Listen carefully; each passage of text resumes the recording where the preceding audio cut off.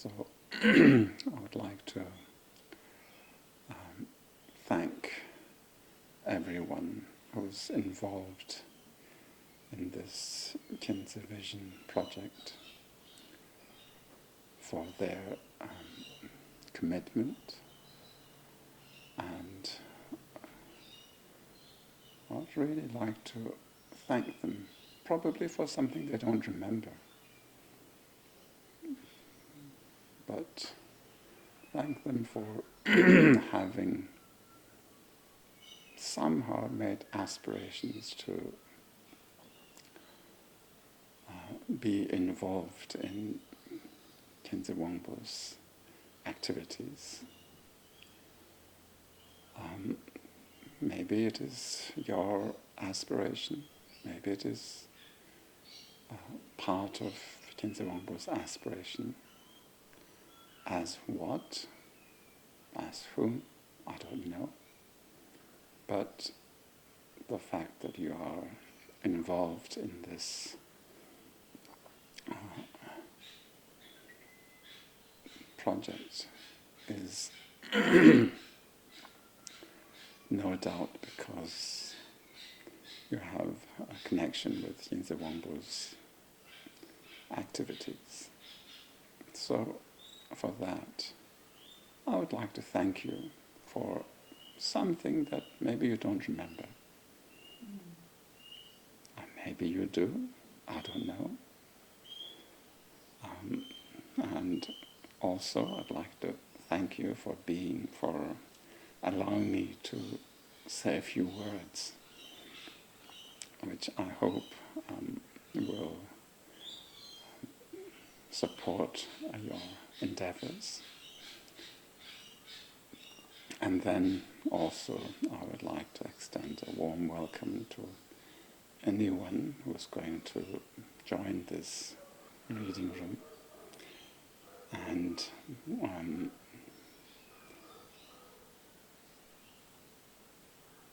even if you haven't been part of this before, the fact that you are joining this must mean that you have had some connection with Jamyang Khyentse Wangpo, whether it was as Jamyang Khyentse Wangpo or someone in the Buddha's time or in the previous Buddha's time, who knows? But nonetheless, the activities, the aspirations, activities, the compassionate activities of the Buddhas and bodhisattvas is such that somewhere, sometime, we will have a connection with them, and that is why you are connected with this project and hearing and reading the translations of this very precious project. Of course, when we think of being engaged in such activities, bodhisattva activities, often we might think that being involved in that, participating in it, would be something quite beautiful, easy, lofty, and something very celebratory, where everything is beautiful. You can hear beautiful music and praises, etc. Mm-hmm. But it isn't necessarily the case, as many of you might have read the past lives of the Buddha as a bodhisattva. Like when he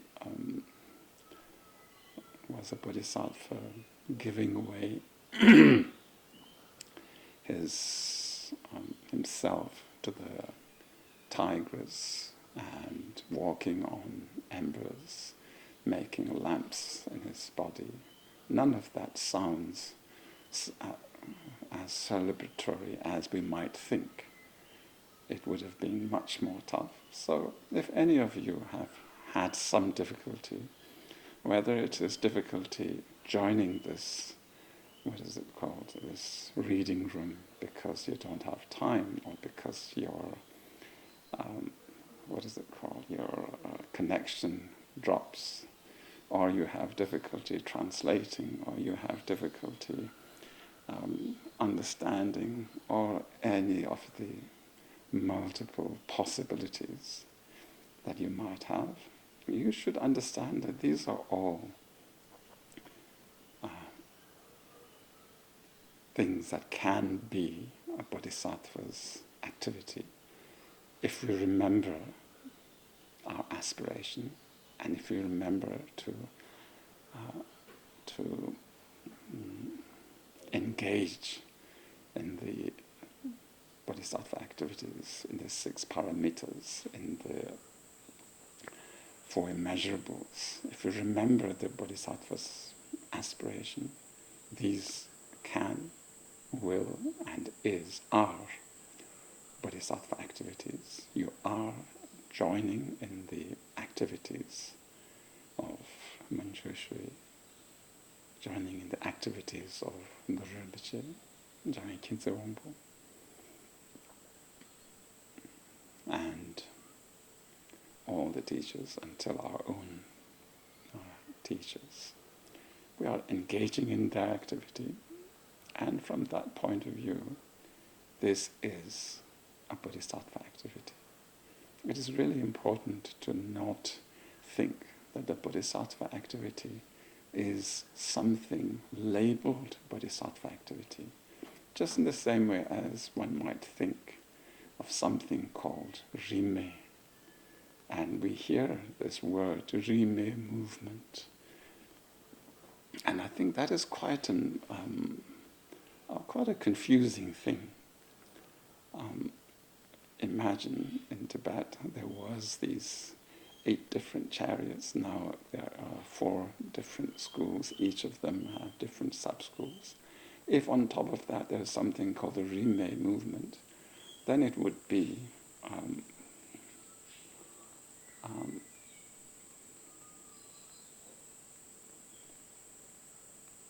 I think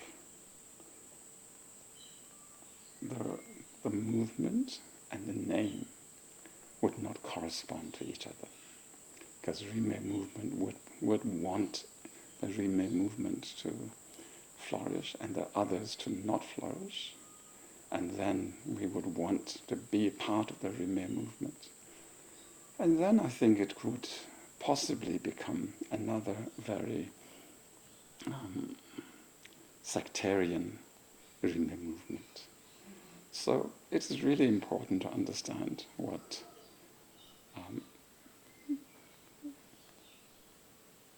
someone like Jamyang Khyentse Wangpo, to whom the Rimé movement is attributed, to Jamyang Khyentse Wangpo, Dudjom Rinpoche, and that all the lineage teachers who followed them have been labeled as the Rimé founders, and in a certain sense it sounds really nice to be the founder of a movement. But all these teachers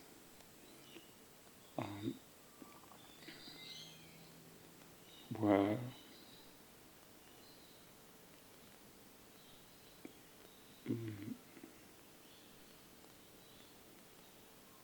followers of the Buddha's teachings. And the reason I think why they were the followers of the Buddha's teachings was because I think they understood what the Buddha was. Buddha literally means awakened. So followers of the one who is awakened. And so they knew what he taught. They knew the meaning of the Buddha's teachings. Because the essence of the Buddha's teachings is to be able to be free from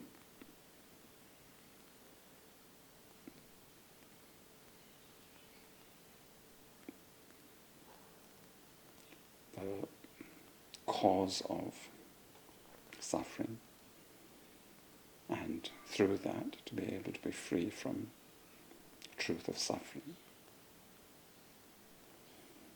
That is the essence of it.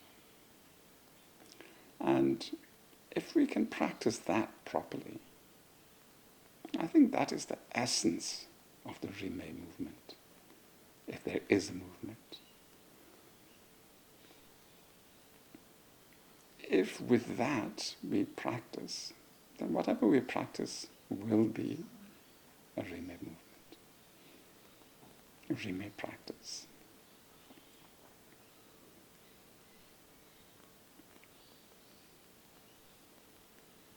And the importance that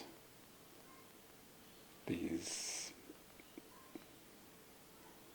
great luminaries of Buddha's teachings in Tibet, like Jamyang Khyentse Wangpo, what they really did was make sure that any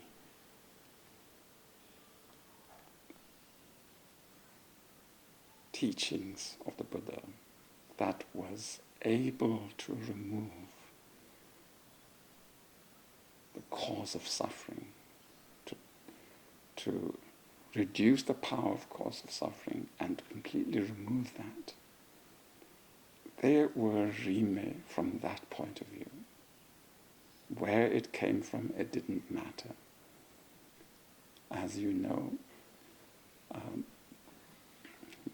it is said that some of these teachings that the Buddha gave them, but they came to this human realm and to India from different places.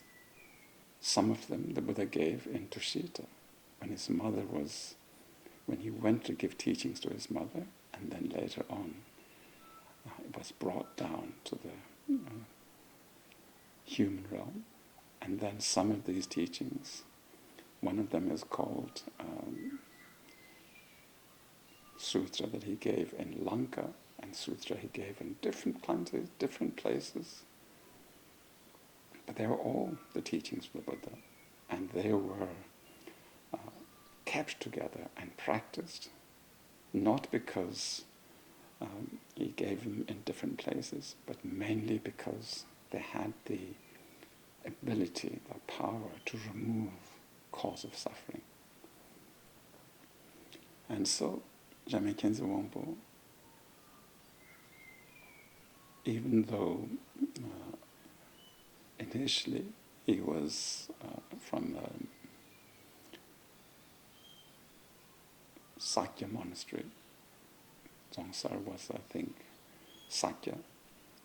Then he traveled in Tibet, all over Tibet, to search for lineages, teachings, teachers, regardless of who held them, where they came from, whether the people who had those lineages, transmissions, were well known, not well known. I heard from some of my teachers that sometimes these people who were reading were very, very simple, who had these lineages, transmission lineages. Some of them were illiterate, and they had to teach them how to read so that they could read these, give these reading transmissions. Some of them, so they took such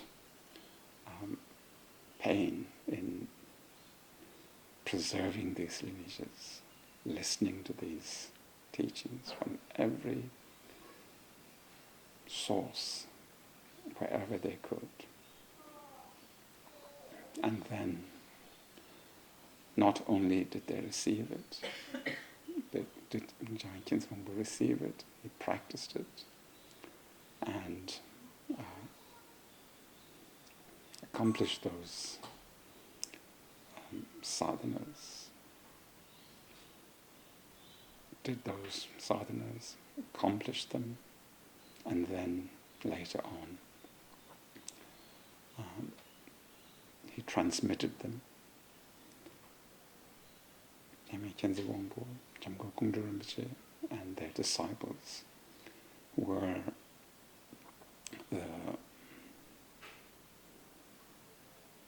ones responsible for preserving so many different lineages in Tibet, whether it was from the Nyingma tradition, Sakya tradition, Gadyu tradition, Gelug tradition. For example, in the Damganzu, there is lineages from all these different traditions. And also a student of Jamyang Khyentse Wangpo, he was also another great master from the Sakya tradition, Lodrö Wangpo. He was the one who had this collection of tantras, again from many different traditions in Tibet. They compiled them, and then later on took such painstaking time to actually transmit them. Some of them, even for just one empowerment, takes a few days to complete them, but they did that. Mainly because all of these are methods to bring an end to the suffering of sentient beings. And there are so many of them, because there are infinite needs of sentient beings. Not every single sentient being can be benefited with one. Depending on the time and where they are, each sentient being needs different methods to benefit them. So that's why there is countless ones of them. Of course, even one teaching of the Buddha can benefit one sentient being to becoming fully enlightened. But there is countless variety of teachings, because there is countless variety of sentient beings. And I'm sure, even if one of these teachings that Khyentse Wangpo has put together would benefit one sentient being, I am sure somebody like Khyentse Wangpo would have compiled them, would have gathered it and given these instructions to others. So those of you who are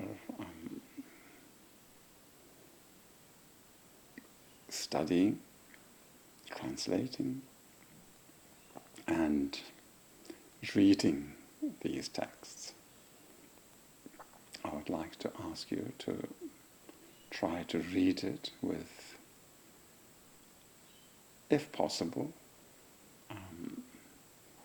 a mind that is fully devoted, if not, at least with an open mind, as much as possible, with an open mind. Then there's a chance that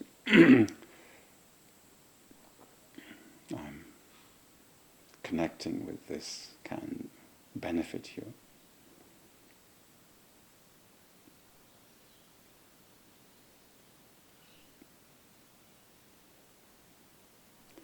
And so I remember with some of my teachers, like Dilgo Khyentse Rinpoche, I was once with Rinpoche, and early morning we used to go and greet Rinpoche, and he wouldn't talk until he had finished his session. And this one morning when I went to greet him, Rinpoche was doing his morning session, but he was sobbing. And of course Rinpoche wasn't talking at that time, so he used to give us some blessed pills every morning. So we received that, and then we went out. And afterwards, when Rinpoche had finished his session, I went back and I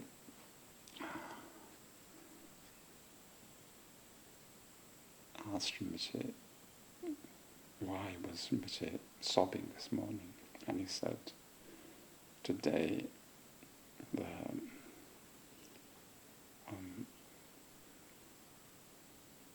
said this was the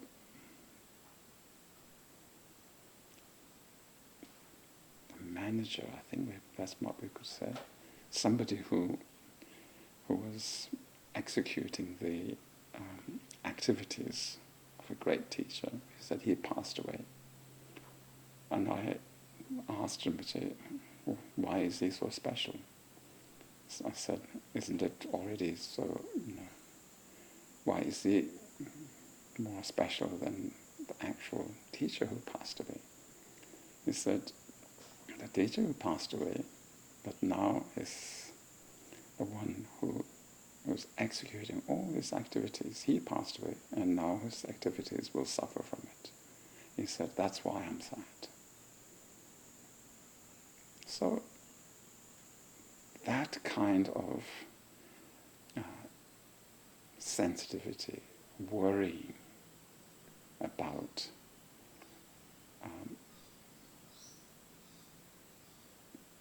different traditions that benefit sentient beings, I think that is really what Rimé is about. I don't remember Dilgo Khyentse Rinpoche going around saying to anyone, I'm a Rimé follower, or anything like that. But what made him Rimé was that kind of ability to be affected by what was to Rinpoche was a catastrophe for sentient beings, because this person who was not necessarily liked by everyone, but Rinpoche knew that he was the one who was really pushing to execute all the wishes of this great teacher. So, to me, that is the epitome of a Rimé. To be able to be moved. And in that respect, for us, who would like to be a follower of that lineage of Khyentse Wangpo, it would be that we allow ourselves to be vulnerable, to be sensitive to what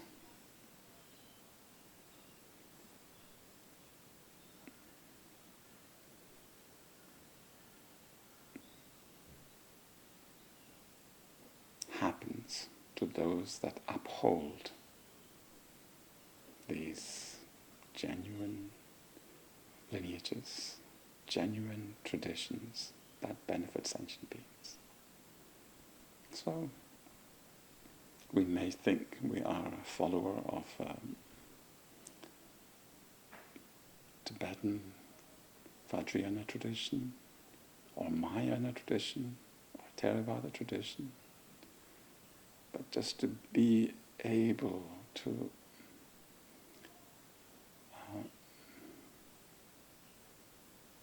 care for what happens to any lineage that brings relief in the short term, and especially in long term, awakening to sentient beings. Anything that happens to those lineages and lineage holders should be something that we are sensitive to, we are vulnerable to. If one of them, there's a decline to one of them, instead of feeling annoyed, angry, alone, just that, but if we can feel some genuine worry, of course, as ordinary human beings, we will feel all those emotions. But if there is some worry, and if there is something positive happening to one of them, to any one of them, if we could feel some rejoicing, I think that would be Rimé. Of course, because we are sentient beings, still in samsara, we won't only have good things happening to us. There will definitely be ups and downs. And we won't always see qualities in everything and everyone. But at least if we can remember those qualities, even if we see sometimes something that we might be critical of, that'll be really helpful. Okay, I don't know if I can say anything more.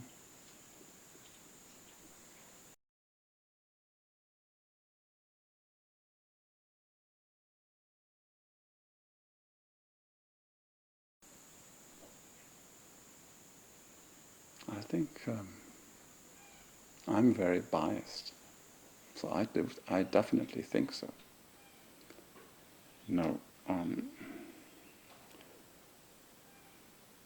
Even if it's a scribble of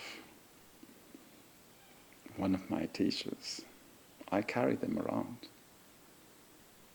Even if even if it is just one word, I still think it is so valuable.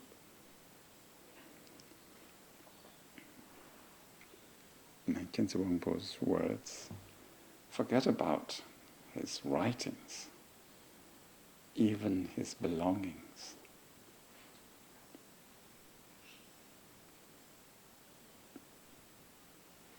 I think are still so precious to preserve.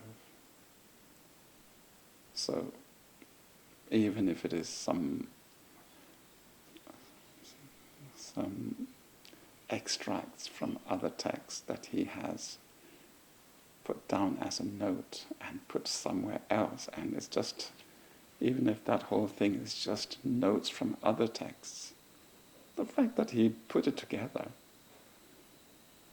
it gives us an idea to us ordinary people what was one of his activities.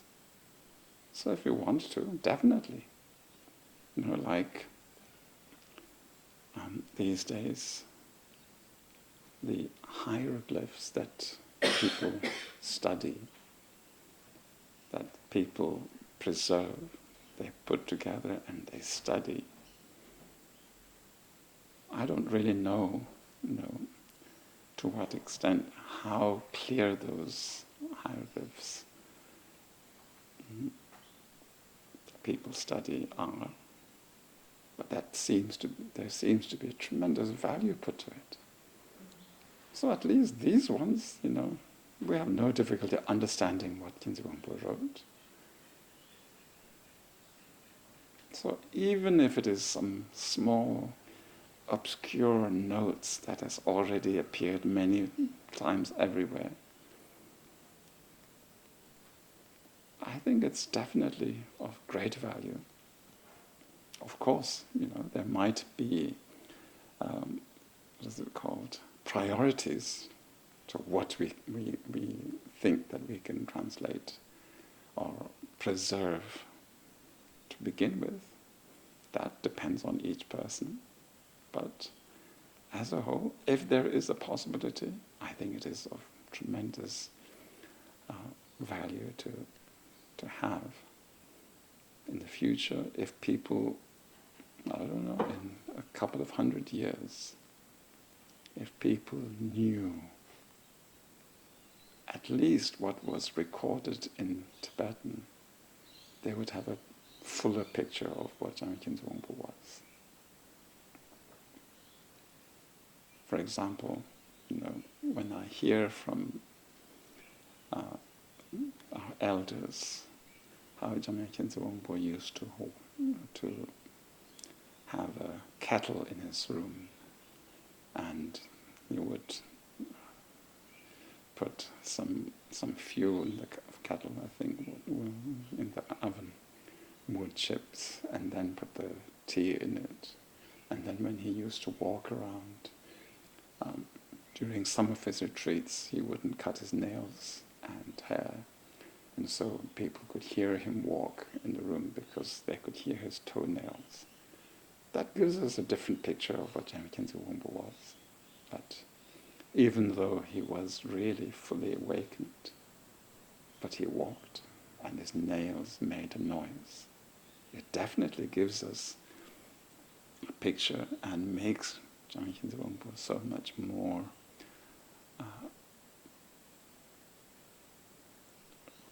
relatable to us.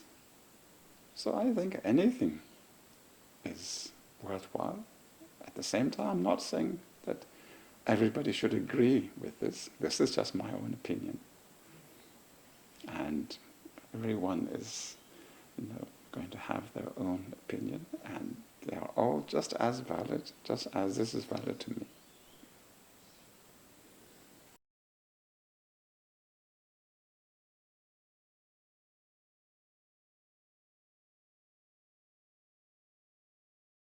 What is crucial to remember, I don't think I need to say that. This is something that everyone has been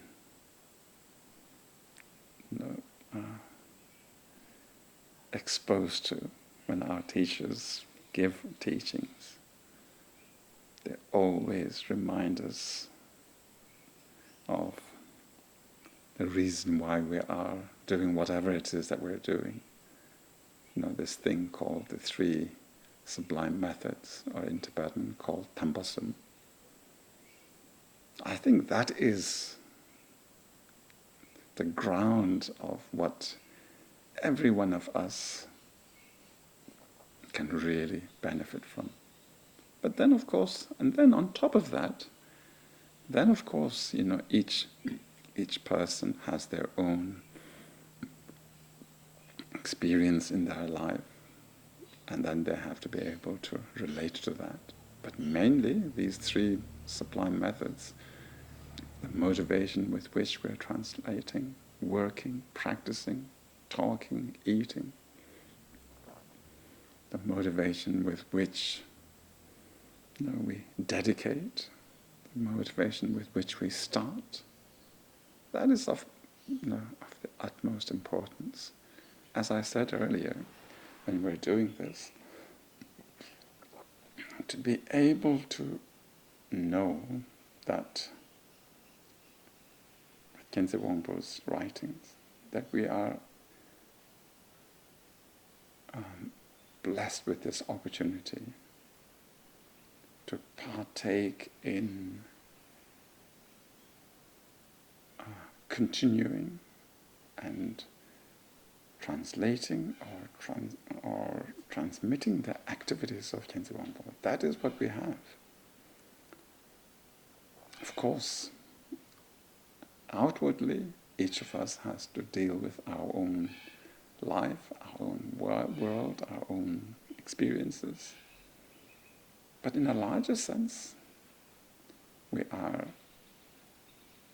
engaging, participating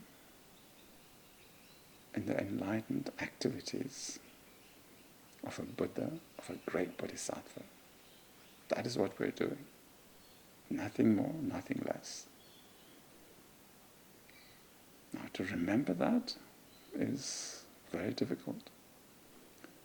And to believe in that is also very difficult. But, as I said earlier, in whatever activity we engage in, there's always going to be ups and downs based on our own karma and based on the karma of sentient beings in general. But that doesn't mean that what we're doing is better or worse than any other enlightened activities that we're doing.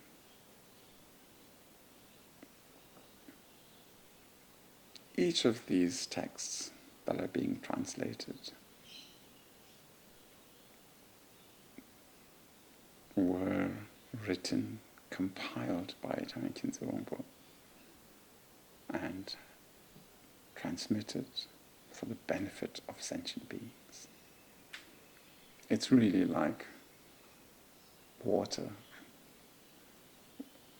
coming from the mountains, coming down, and then we have the opportunity to send it to the different fields. What is it called, that thing? You're putting it in different fields. Irrigation.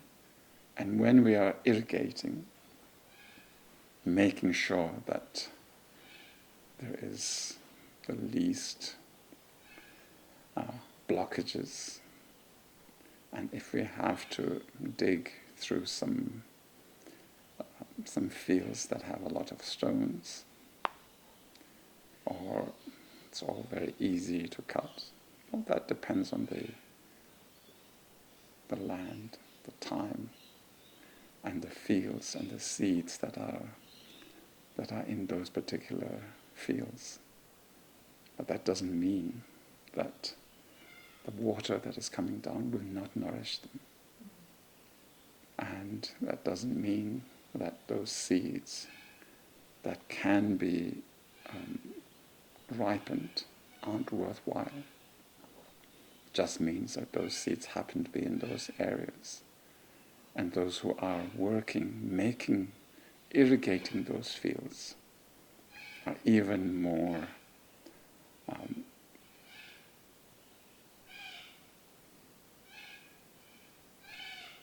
connected with those particular sentient beings and the Buddhas, bodhisattvas, Jamyang Khyentse Wangpo. So one is sort of becoming the conduit between those two. Remembering that is most important. Now, as to whether they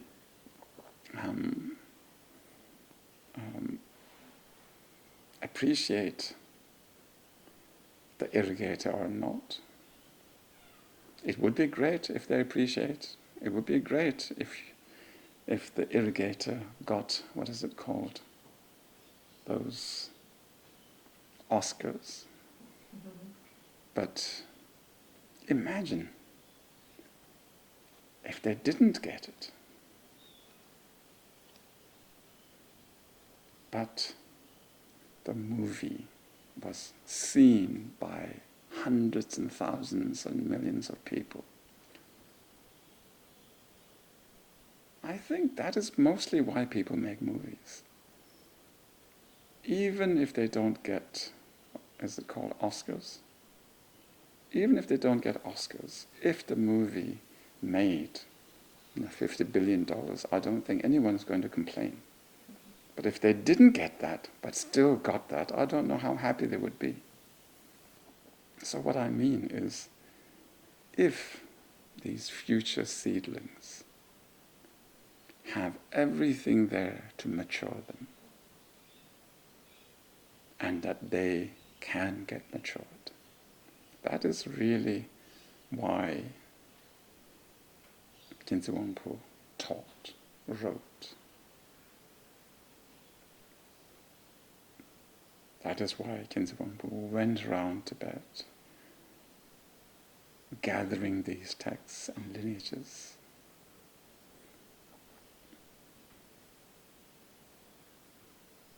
That is why even Dilgo Khyentse Rinpoche printed so many books. That is why also Khyentse Rinpoche, my father, brought so many books from Tibet. Dilgo Khyentse Rinpoche printed so many books. And not only that, some of those lineages, of course, Rinpoche has this source of knowing who has that particular lineage. Then he would seek out those people, and then these people would sit there and give the reading transmission to Dilgo Khyentse Rinpoche. Sometimes we would not know who they were. They just looked like some very, very ordinary Joe, or even some of them even looked like homeless people. And they would wait in some corner, and then Rinpoche would call them, and he would sit, and then he would listen to them read. And then that is how he received those transmissions.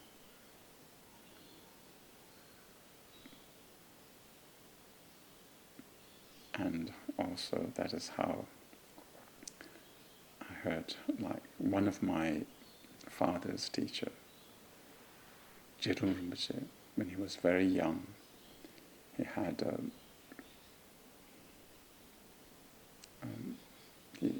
this transmission that he received of King Songtsen Gampo, of Manikambum. And he had received that. There was the Songtsen Gampo's Guru Yoga and Manikambum and many others he had received. Somehow Khyentse Wangpo knew that. And then I was told that Khyentse Wangpo told Dudjom Rinpoche, this young Dudjom Rinpoche, to come to his place, and that he would give him transmissions, rare transmissions, and that he wanted to receive it. I was told for a couple of years, when Jamyang Khyentse Wangpo wanted to give it, Jamyang Rinpoche told Dudjom Rinpoche to not go. So he didn't go, and then Khyentse Wangpo would write, and Jamyang Rinpoche would say, don't go. And then at a certain point, I think Khyentse Wangpo said, now if you don't come, then we won't meet again. So then Jamyang Rinpoche told him, now you can go. So he did, and I think he spent a couple of years serving Khyentse Wangpo. And during that, Khyentse Wangpo received that transmission from Dudjom Rinpoche, and also gave Dudjom Rinpoche many of his rare transmissions. Dudjom Rinpoche was one of Khyentse Wangpo's disciples, students, along with, of course, Jamyang Rinpoche. And upon hearing that, I remember that Dilgo Khyentse Rinpoche wanted to receive it. And my brother Dilgo Rinpoche had received it from Khyentse Rinpoche, and Dilgo Khyentse Rinpoche made Dilgo Rinpoche read it to him. So Dilgo Khyentse Rinpoche again received that transmission, just to show how important these different lineages were to our teachers like Dilgo Khyentse Rinpoche. He wanted to make sure that there was more than one person who had it, and thanks to Dilgo Khyentse Rinpoche, I also received it from Dilgo Rinpoche. So this is how these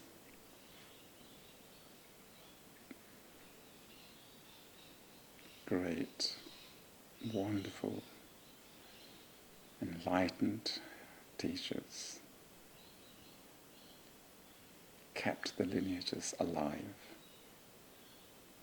Not for themselves, because I don't think that they needed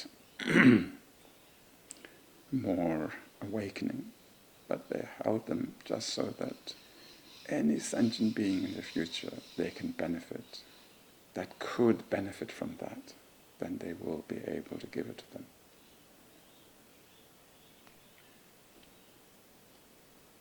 So having all of these possibly ready is just so that sentient beings, where and when, who knows, have something available to them. It's really like having medicine available to everyone. These days we are so worried about endangered species, whether a cat with a specific tail, slightly crooked tail, would go extinct or not. For biodiversity, we are so worried about it. Whether this particular plant is going to go extinct or not. Whether this bacteria will be extinct or not.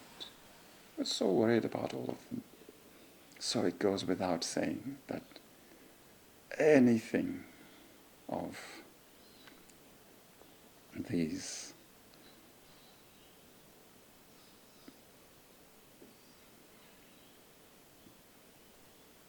benevolent Buddhas and Bodhisattvas, anything to do with them is worthy of preserving.